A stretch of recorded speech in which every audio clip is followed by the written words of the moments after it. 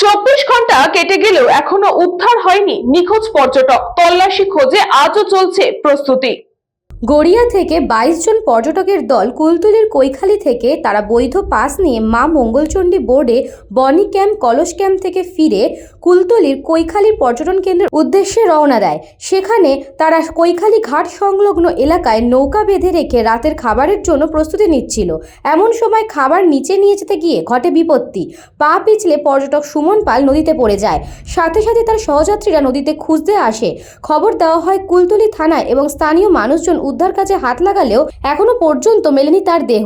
এমনই বিষয় জানাজানি হতেই কৈখালিতে আসা পর্যটক যেমন কান্নায় ভেঙে পড়েছিলেন, তেমনি পর্যটন কেন্দ্রে কিভাবে এই দুর্ঘটনা হলো বা ঘটলো তার তদন্ত শুরু করেছে কুলতলি থানার পুলিশ। খবর দেওয়া হয় বিপর্যয় মোকাবিলা দপ্তরের কর্মীদের। তারাও তল্লাশির পরেও 24 ঘন্টা কেটে গেল, খুঁজে পাওয়া গেল না পর্যটকের দেহটি।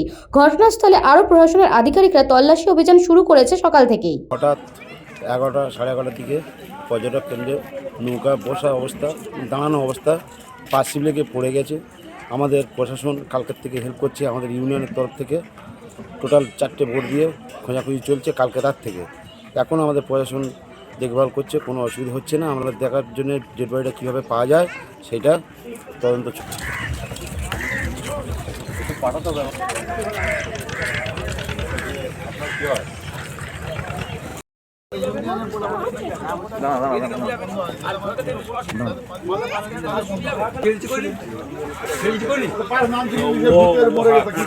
দক্ষিণ 24 পরগনা থেকে বাবলু প্রামাণিকের রিপোর্ট, নিউজ বঙ্গ টাইম।